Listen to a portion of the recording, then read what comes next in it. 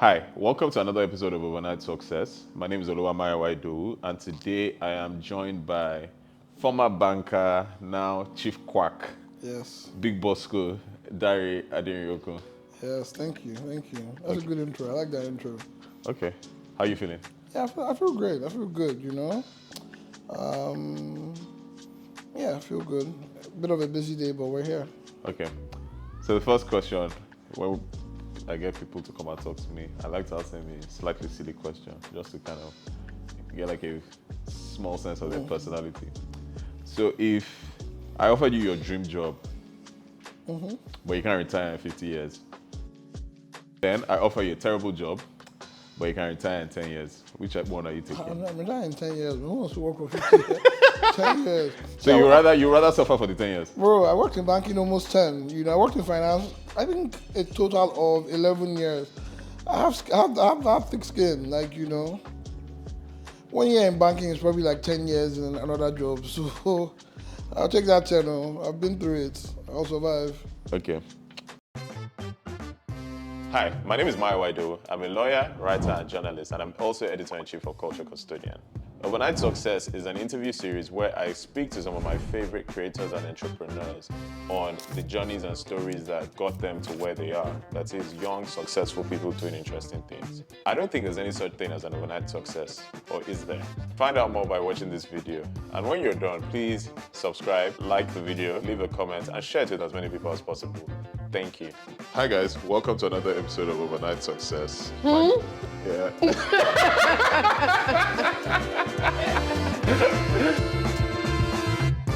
Talk to me about your childhood. So growing up within the family you did, and what your interests in when you were a little kid. Oof, this is like a deep question. Going deep. Funny enough, my childhood was really good. I have fond memories of growing up in Lagos. I feel like half of my childhood was in Ikeja, and the second half was in Lekki. But then, when I think back of my time in Ikeja, this was the 90s. The 90s, the late 90s. There were a lot of neighbors. There was a lot of neighborhood sports would come together and play football together. If anybody traveled, they would come back with what they brought from wherever they traveled to, and would all consume it together as a neighborhood. Funny enough, the Adilekis, Davido and they lived down the road from us when we were growing up, and they had a swimming pool in their house, so we would go there and play as well. So I have very fond memories of growing up in Lagos. Small family, but all of us were close in age. A lot of cartoons, a lot of Super Nintendo. A typical middle class. Is it middle class? Well, yeah, middle class. Middle class. Not middle class. Well, a typical, Or upper middle class. Nigerian family. And I enjoyed it a lot, I mean, there are things in the 90s that I didn't enjoy because part of growing up in the 90s in Lagos, there was this always this looming fear that somebody could rob your house, or you get jacked on the road, or just something random will happen. I remember our house helps used to have these posters as well that had all these Otokoto 6 and all these juju stories, and those used to spook the hell out of me. But other than that, I feel like growing up wasn't bad. I enjoyed it. Okay, so you had a mixed school experience. So you went junior secondary school, King's College, and then senior secondary school in Darwin. I feel like not one. How do you know? I do my research now. I do my research. So, Talk to me about that experience of being in King's College, which is a government school, isn't it? Yeah, government school. And then now moving to a private school, and how that kind of shaped you. Yeah, Casey was a sausage fest, man. There was nothing going on there. The place was it was too aggressive. The niggas were too aggressive there, man. But Casey was fun actually. Man, I don't even know if I learned anything academic in Casey. Casey was just survivor, We were about 100 in our class. Everybody had something that they were interested in. There were the football kids, there were the video game kids, there were the kids that were stealing their mother's gold to go and party. There were the few, serious students. It was like a circus, man. Like, in case it was like a circus, trying to navigate. By the time I had gone to SS1, man, I knew I was over it because I just wasn't feeling the school, man. Like, everybody has this, like, what they call it when you enjoy the suffering. Like, for me, I knew from the one that this suffering is not something that I enjoyed, and any opportunity to get out, I'll get out. So we moved to Lekki at the turn of the millennium. So I think we moved, was it at like 98 or 99? I can't remember, but I had a perfect excuse because the school I eventually went to was on the next street from my parents' house, which is Darren College, which in recent times has not really covered itself. But then, I feel like Darren College was my own pace. Like, so Darren College we were the second set in Darren College, and what that meant was the school's population was a mix of a lot of kids that were disgruntled or expelled from other schools. So we just had like a blank canvas, and we could create the culture that we wanted to create. In case the culture was already ingrained in madness, But Darren College was like more my pace. So it was like I think my graduating class was 42 across 3 arms. So that means each class wasn't that many, like 20 people, 15 people per class. So you could learn, you could play, and as unserious as it sounds, there were babes there. So socially, like, you could express yourself a bit more. Okay. It's funny. I didn't even think about the fact that Casey was like an all boys. All boys. It was very all boys. Too much. Too much justice around. Too much. But okay, so after that one, you went to America. Yeah, school in America. So out of curiosity, like, why did you go to America? Like, and what basically just inspired that whole thing? I mean, I don't know what your own experience was when you were doing secondary school, but they just told me this is where you're going, and how am I to argue? So after school, obviously my brother I have another brother who was in America. He eventually moved to England, but like my parents were like, yeah, you're going to join your brother there, and to be honest, it didn't seem like a bad deal, But the thing is, when I went to America, I went to a state called Alabama, and I was in a small town called Jacksonville, and just like, Casey, I don't want Casey, like, my Florida niggas are my Florida niggas, I don't want them to feel, but just like Casey, I just wasn't feeling it, My experience there wasn't the experience I had envisioned for America coming from Nigeria. Then, like, it's 50 cents and all that stuff, and you feel like, you feel like when you go there, like, because you've consumed so much of culture, you feel like when you go there, it's just going to be like this seamless integration. Living from Niger to America, this is about 2003, 2004, I just had this impression that just wasn't the experience that I had. Now I was in the South, and the South, they have their very, very, very, very strong stereotypes. And I feel like the person that you were supposed to be was already predetermined, like, especially in the school that I was in. And man, I just did not, I just didn't fit. Like, I just wanted to get out, like, But luckily for me, Atlanta was just about an hour away from Alabama, and I found a school in downtown Atlanta, and I feel like that's when I started becoming into my own, my own. So what, did you transfer there? Yeah, I transferred to a school called Georgia State in Atlanta. And the beauty of Atlanta is, unlike, I don't want to say unlike Alabama, but Atlanta is like a metro city for black people. Yeah. And in a city, you can be different types of black people, like different types of, like in Alabama, you have to be like a hardcore form of a gangster kind guy. You understand what I'm saying? To blend it. But in Atlanta, There were the black kids that were into rock and roll. There were the black queer kids. There were the black kids that were into hip hop. There were the black kids from up north. There were the black kids from the west. It just felt like okay, there were options of who You could you be. could be, and yeah, I felt more at home when I was in Atlanta. Okay, so out of curiosity, when you were younger, who did you look up to, like as a child? Like, so this is between that child and like maybe early to late teens. Like, who were like your Like idols. who were your idols? Who were your role models? From home. Both ways. Yes, I mean from home. Like as I said, we're a pretty tight knit family.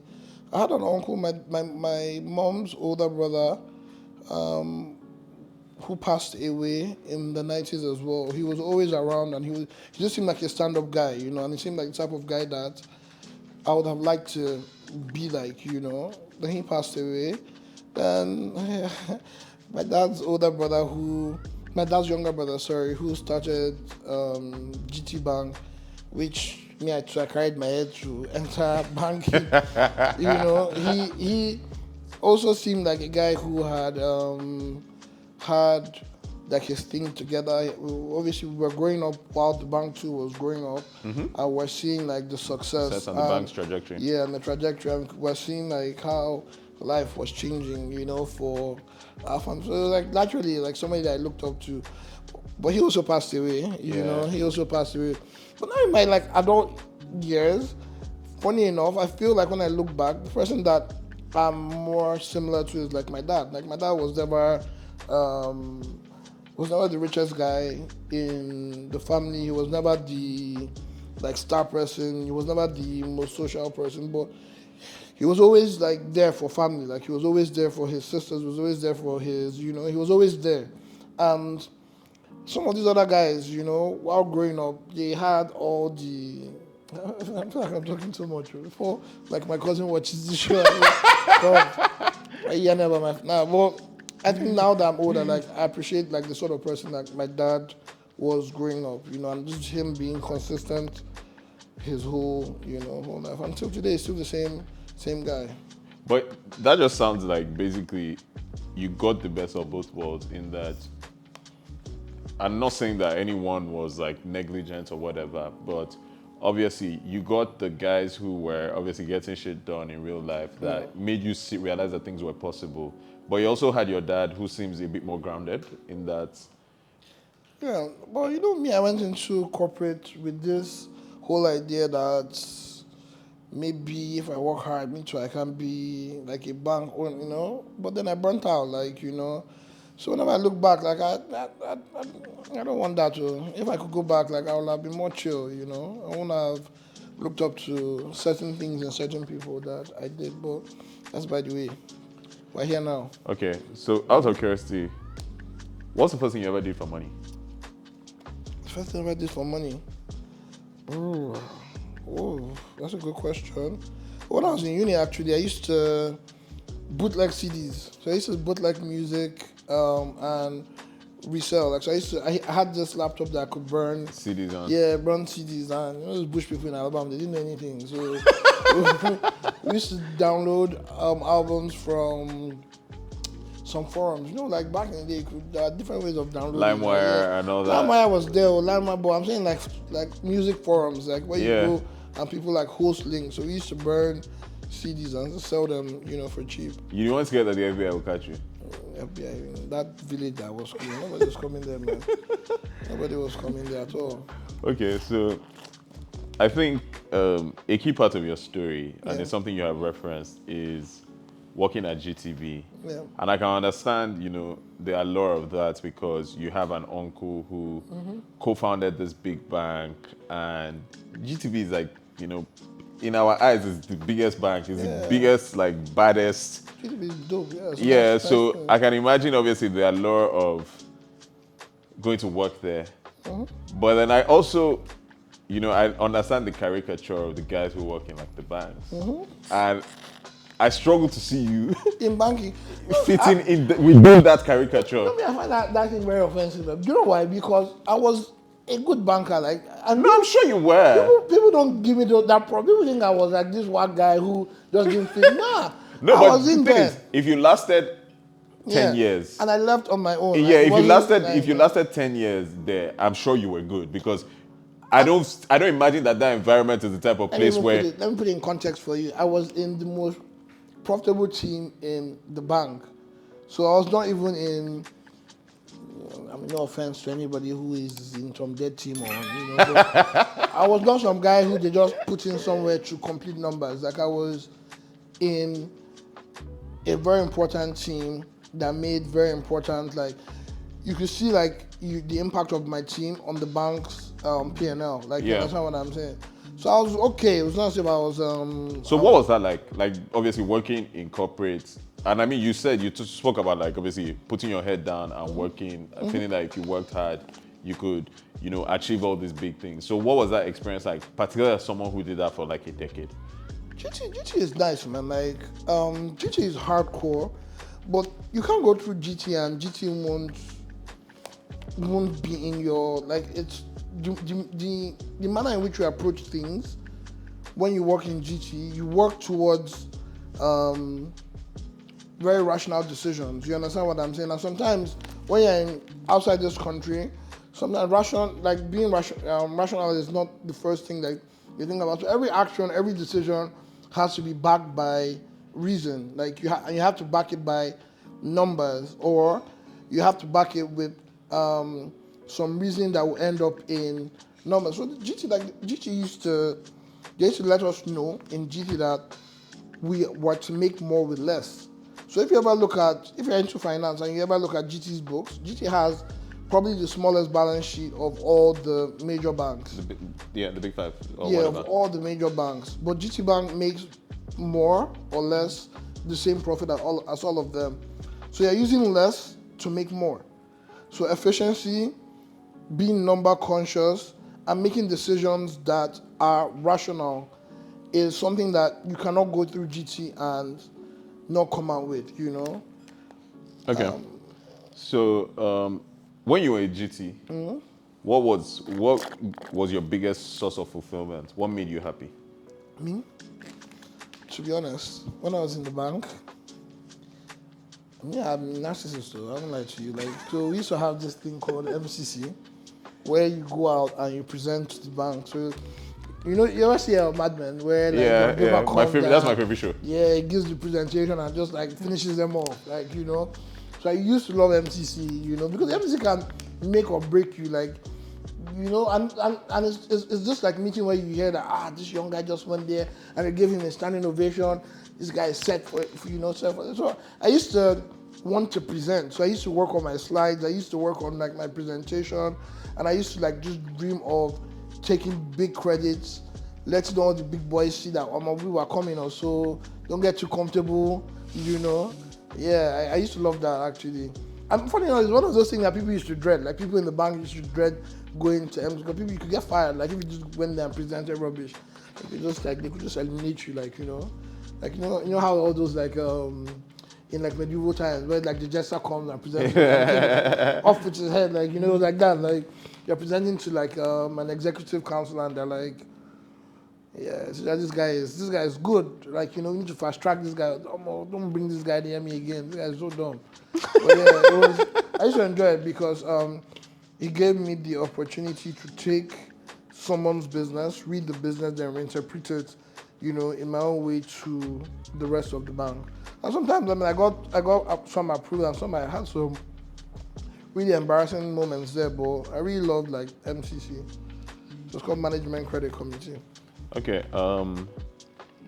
So one thing I've heard people say about you is that you were Altair before there was Altair. Altair daddy. So how were you able to build all these credits, I guess, within the Altair community while working in a bank? And how were you able to? What was a cool guy? What was a cool guy? I'm trying to tell these guys. But the thing is, what I was trying to say earlier was when I moved to Atlanta from Alabama, it was the first time that I felt like there were options of who you could be. Yeah. And one of the things I enjoyed doing back then was going into this small part of town called Little 5 Points. And Little 5 Points, sorry. Little 5 Points was the part of town where the artists, like the queers, the independent musicians and fashion stores, the thrift stores, that's where they set up shop, you know? So you couldn't be around those guys without picking up some of the values that they picked up. And it was very steeped in just being liberal, being expressive, and just being, not necessarily being against the grain, you know, because sometimes people put too much value in being anti. It's not about being anti, but just being and just enjoying who you are. Even if who you are is not the same as everybody else. I don't know if that makes any sense, like, you know. Yeah, so I used to enjoy hanging around there. And when I came back to Niger, like, back then we used to be on Facebook. So we used to have a Facebook group called like Africans into like alternative music and stuff.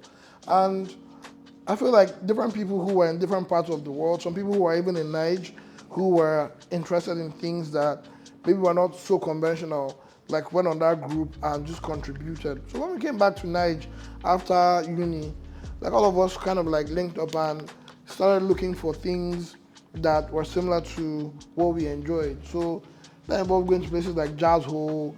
Back then it was Bogobiri. If you go to Bogobiri then, you find some veteran soldier from Fela's old band, you know. But then it was cool because like when they're playing their music, when they're jamming, you hear them play like Hey Jude, like a Beatles song, you understand what I'm saying? And it just kind of like related like that. It wasn't as organized or as cool or coordinated as what them Santi and them Odunsi and Native Records not Native Records, Native Magazine in the earlier parts of 2010s. Is it early 2010s? Or the later parts of 2010s? Latter half of the 2010s. Yeah, so it wasn't as coordinated or, you know, but then we enjoyed what we enjoyed and we had like an outlet to discuss. So, but at the same time, me, I'm a millennial, like, so millennials, we can enjoy things, but we know when to stop, you know, because you're still going to go home and you still have to make a living. So wear my suit and tie, go to the office, come back home, listen to my music, hang out with my guys, and yeah, that's what it was. That's just all it was. Okay. It wasn't deep. So 2020 was obviously probably the most monumental change we have seen in recent history. And the thing about the pandemic was that it killed a lot of businesses, but there were some that it kind of catalyzed. And I think Quacktails is literally the living, walking embodiment of that. So talk to me about your mindset in March 2020 when the pandemic came. Oh, me, I don't know. Like, you know, that question, when people ask, sometimes I feel really bad. Like, and people lost family, people lost their business. But me, I'm here saying that the pandemic was good. You know? But it wasn't planned. Like, there was no plan. There was no. It's not like I'm a business guru who was just waiting for the right opportunity, you know, to strike. You know, it was none of that. It was just circumstance to circumstance to circumstance. Like, again, like, if you know me, you know that I'm an introverted person. Like, outwardly I might seem like wild, but no, I'm very introverted. And this is where the business started from me being an introvert who didn't want to go to a bar to buy a drink. I didn't want to go and crowd. I didn't want to go and look through a menu under pressure. You know when you go to a bar and you're looking at someone is behind you, you just give me this one. You know, you don't even know what you're ordering, you know. I didn't want that, so I started building my own home bar and drinking at home by myself. And yeah, that's just kind of how it happened. I'm married to a girl from Lagos Island, and she has a big family as well. And her family would come. I'm also married to a girl from Lagos Island who has a Okay, big family. So the family would come as well to the house. And so I had people to, and this is 2018, this is 2019, leading to 2020. So I had people who I would give the drinks, and you know, they'd encourage me. And funny enough, when we started, we didn't even start with pouches. The pouches were, we got the pouches because we couldn't get jobs. I couldn't get jobs as a mobile bar because nobody was going to hire, nobody was hiring, you know. So we got these pouches because people said the drinks were nice, we got these pouches to send. Distribution. Yeah, just sample, like, try this drink, please, and give us a job if it's nice, like, you know. But around the time this was happening was around the time lockdown, the COVID started developing, and yeah, the lockdown happened, and we had all these pouches because we didn't find anybody to give it to. Um, and we had all this alcohol from my personal collection. And I had a big family who ordinarily would drive down to the house or have a drink, calling my phone saying, yo, bro, can you send me something because I'm sober as hell and I'm bored. And during the lockdown, the only things that were working were bikes. So I had pouches, alcohol, and I went outside and there were bikes. And that's how the first Quacktail delivery happened. I just sent one of our sample pouches to a family friend, and the family friend posted it on Twitter or Instagram. Obviously, there are a few other things that happened leading to us registering the company or creating the name. I think that's a part of the story that you guys might want to. I mean, you can tell us because I think I know you've said it previously, but maybe just say for the benefit of people who are listening for the first time. So essentially, as I said, I used to host people in the house, and one of my in-laws is a caterer. I guess I can call her a caterer. She has a nice food business, the AJ's, and she asked that we come and do an event because she thought our drinks were just as good, if not better, than what she had seen in events. And this is me in the middle of being a banker, structuring credits for big oil companies, agreeing to doing this. But I also felt like I had this like imposter syndrome, saying like in the sense that, okay, you know what, I've never done this before on a formal scale. So if you're going to give me this job, I don't want you to pay me for it. Just cut it at cost, and if I mess it up, you can't hold me. And if it's good, was your gain. So during this first event, there was a girl from a company that was actually one of my customers in the bank called, can I name names? You can name names.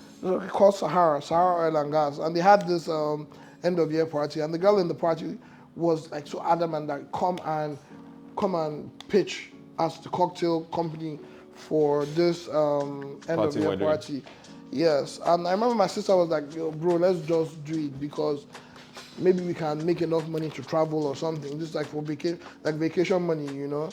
So we went to Sahara with our whole pitch. I remember it was this Lord of the Rings type thing. In fact, we had bought costumes, goblets.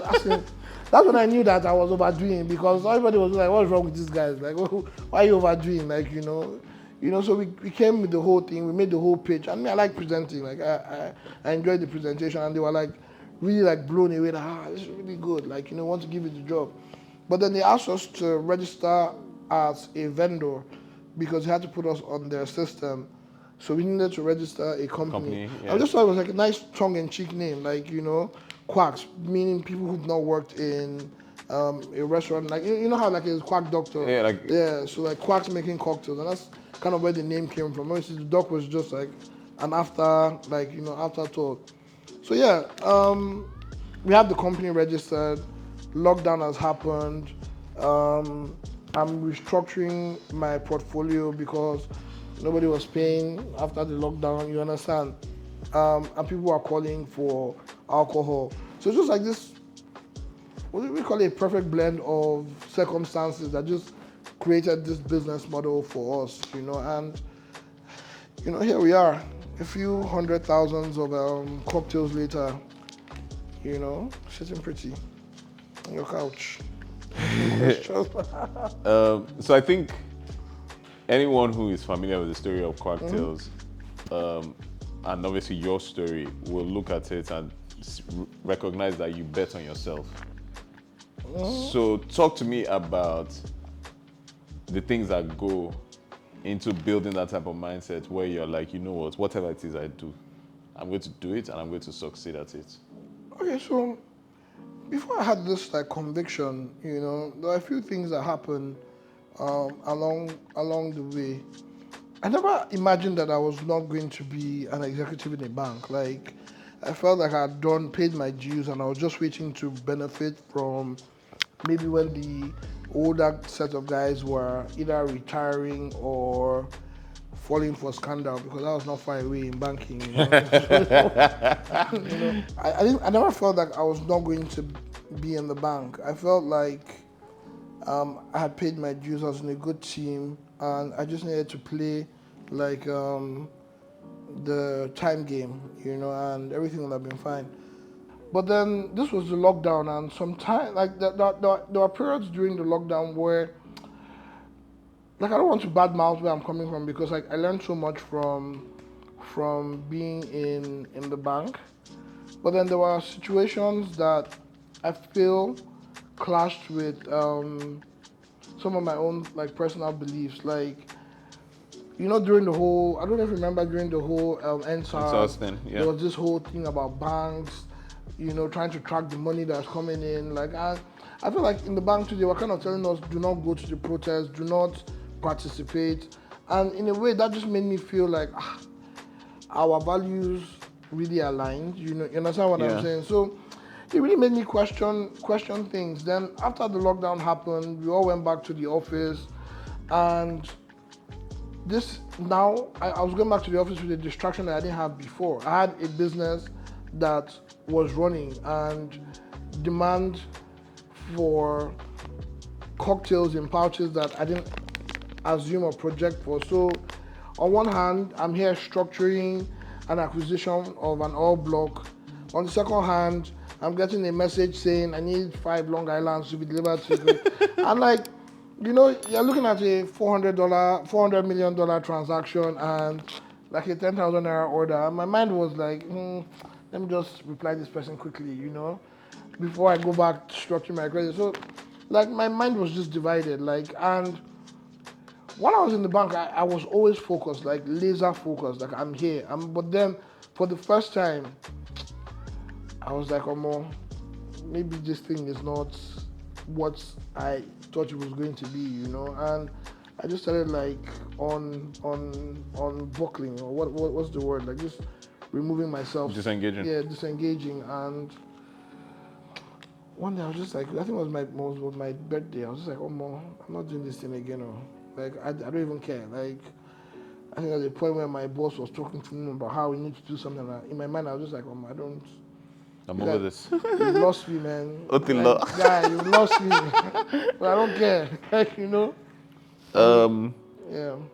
how did your experience working within a bank help you with building Quacktails as a business?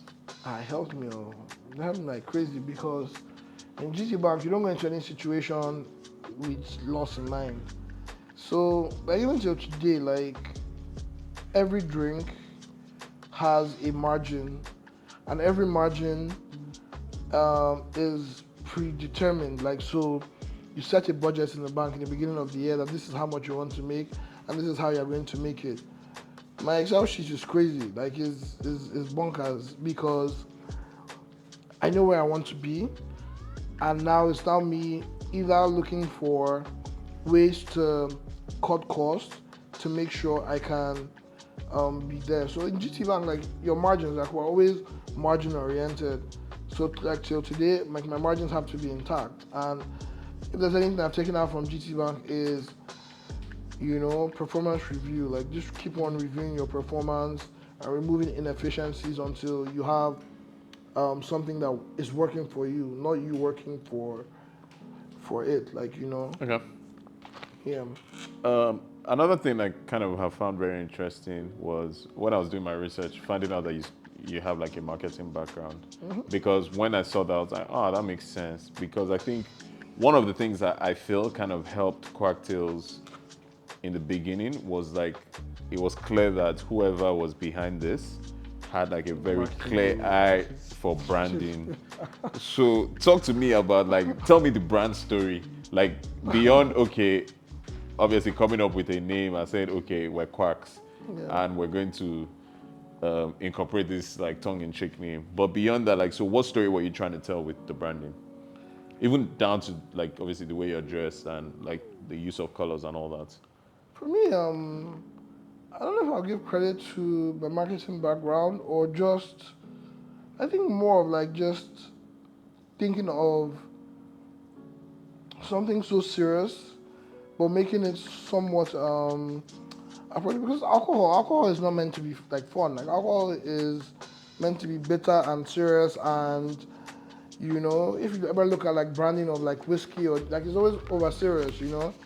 But me, like the brands and the characters that I resonate with are things from like my childhood. I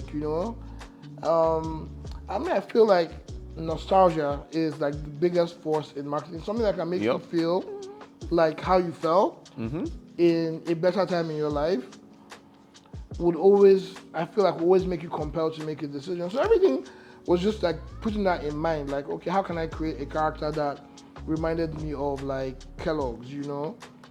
When you go to the store and you see Tony the Tiger, Yeah. you know what you're gonna get. Yeah. Like when you see the monkey, I don't know what the monkey's name on Cocoa Pops is, but you know what you're gonna get. And I thought I wanted to build something that was like nostalgia. Like you see the character and it looks like something that you trust. But then what's inside the drink is actually alcohol. And that was just like the mindset. And I just wanted something playful and not like I wanted it to be anti-luxury and anti-seriousness. And this is where we landed. And the name is Quacktails. You can't be serious when you have Quack in your name. Another thing that I kind of have learned from talking to you a lot is this idea of trying to make Quacktails a mass product. So something that is not for the kids in Lekki. It's for the people in Lagos Island. It's for the people in Ikorodu. And talk to me about why that is so important to you. There are many reasons why I think that's a very good, like it's a good question, very complex question. And what's the reason? So first and foremost, I feel like there's a lot of how do you swear words? Like I feel like there's a You lot can of like speak however you want. yeah, I feel like there's a lot of bullshit in just like the food and drink industry. I feel like there's a lot of bullshit in the alcohol industry as well. And access, like I feel like Lagos as well. Like when you're in Lagos, this whole VIP culture, this whole access culture, it's just something that I just do not resonate with.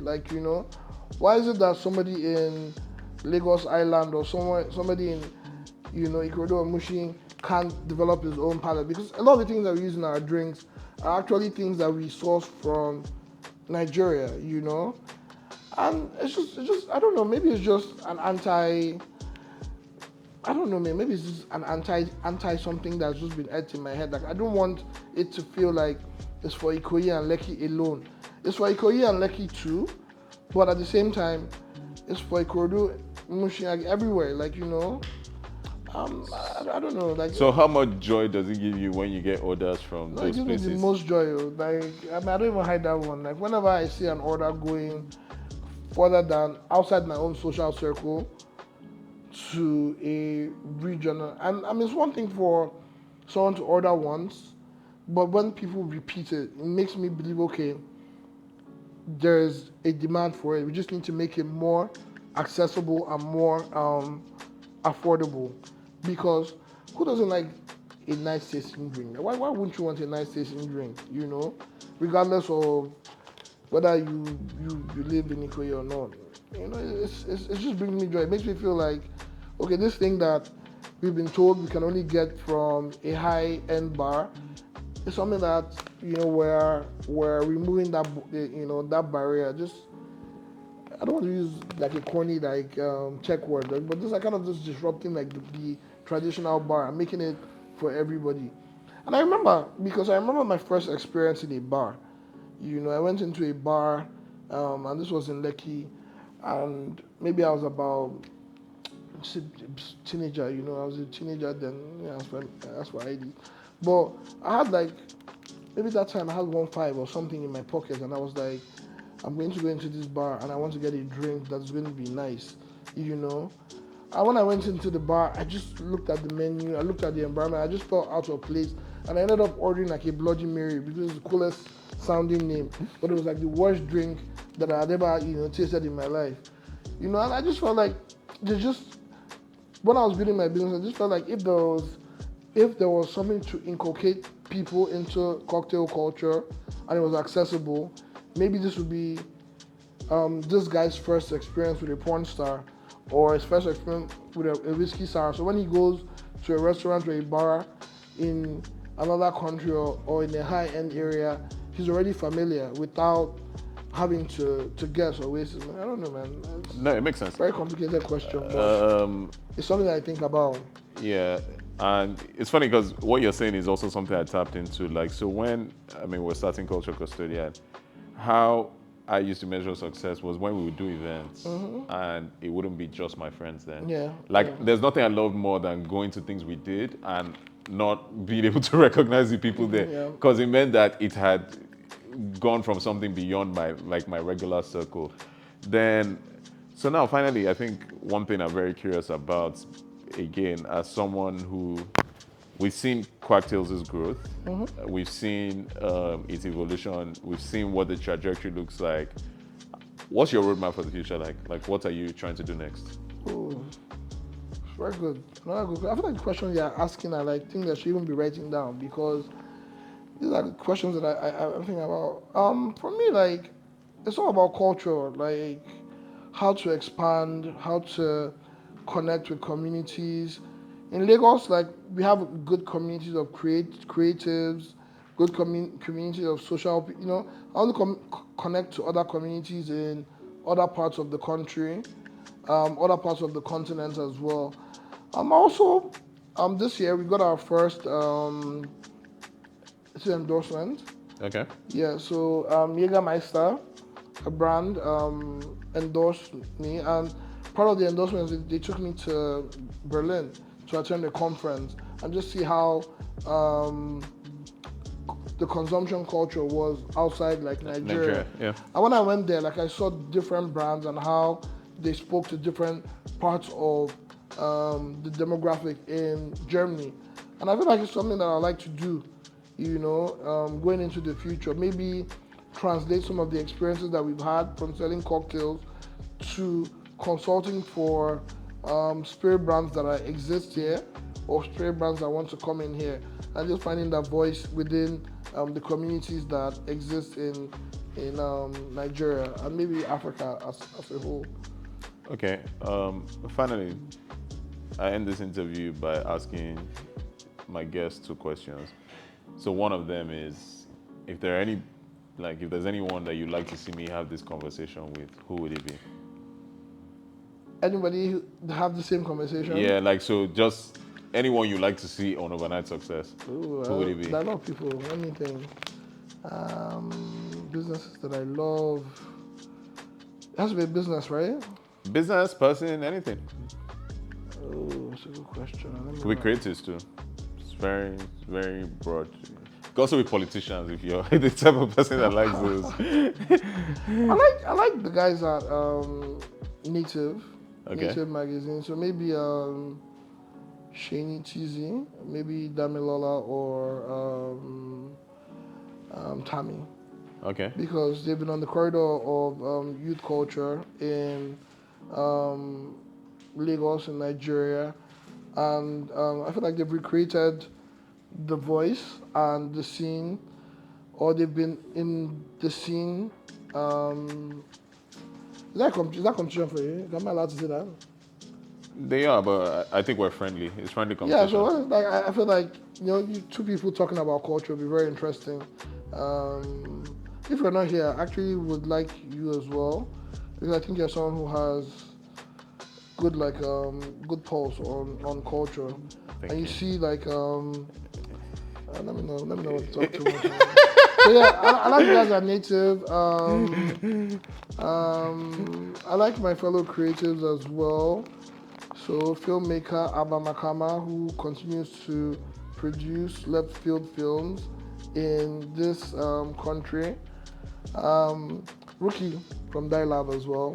That's one of like that's one of the people that once I get on this thing, I can be like, guys, I'm done. Yeah. But like, she's been on my list for like 2 years. Yeah, Rookie and Ozzy actually, both of them run Dialab, and I feel like they're taking something that is a traditional way of dressing. Not dressing, just traditional way of producing. Like Adira is a traditional, yeah, and they made it contemporary and made it relevant to young people. And I think for me, the brilliant thing about Dialab is that they took on the boo-boo yeah, and made made their it own. cool. Yeah, Like, made it yeah, cool, made I it think their there's own. nothing more like beautiful and powerful And I than love that. I love that reinterpretation of something old and making it new again. So yeah, native Dialab. Okay. And finally, you sat down with me. You've allowed me to ask you all the questions that I want to ask you. Is Yeah. there anything you'd like to ask me?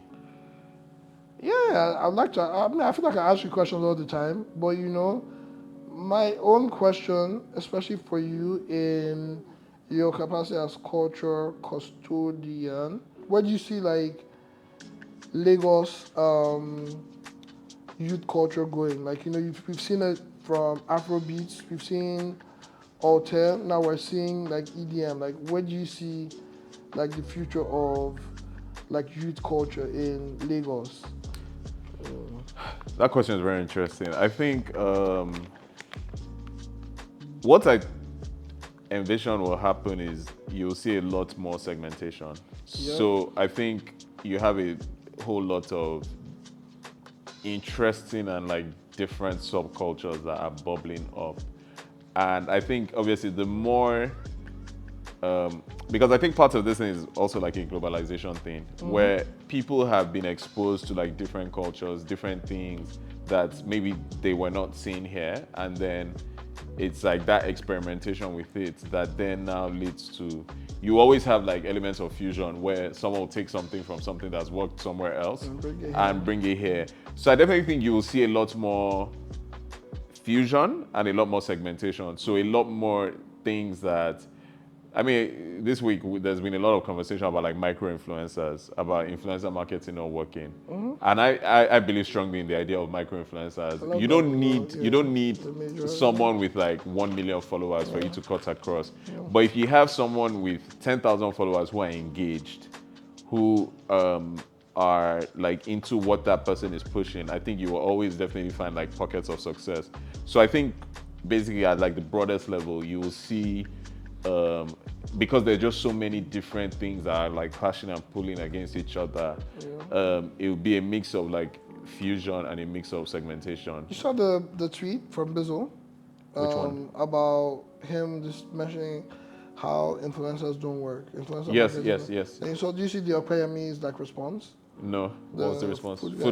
Yeah, but then what you're saying is something that I was like, I don't know if you've ever been on like Instagram and like on one of these like blogs and you're just like typing a response and like. I only type responses to people who abuse my work. I typed this response and I was like, there's no point. Like, and I just said, I mean, but what you're saying is exactly what like my own response was to that. Yeah. Like, I feel like sometimes the people in control of marketing budgets don't respect segmentation enough or don't segment enough. They don't respect niche and how, like, you have to know your niche. You can't ask someone who has 10 million followers because they're good at sports to sell, like, food to someone. You understand what I'm saying? Yeah, there's no link. And, micro influencers. So I tell my wife all the time, like, the place that I get the most traction from in terms of people who order are not from celebrities. Celebrities are a lot of views, but that I don't want to say anything wrong. But then that sometimes they're almost hollow views. But then somebody within our community who's considered cool or has good taste, whenever they post, then you see people who are actually engaging, like, oh, can I try the same thing? So I'm very on that same page, segmentation and micro influencers. Okay, thanks a lot, Dari, Big Bosco. I don't know how long I've tried to get you on this thing. We're here now. And yeah, so this is again one of the ones that was like very important to me. So thank you for giving me your time. Thank you for giving me your insights. I really, really appreciate it. Okay, bye guys. Catch you this time next week.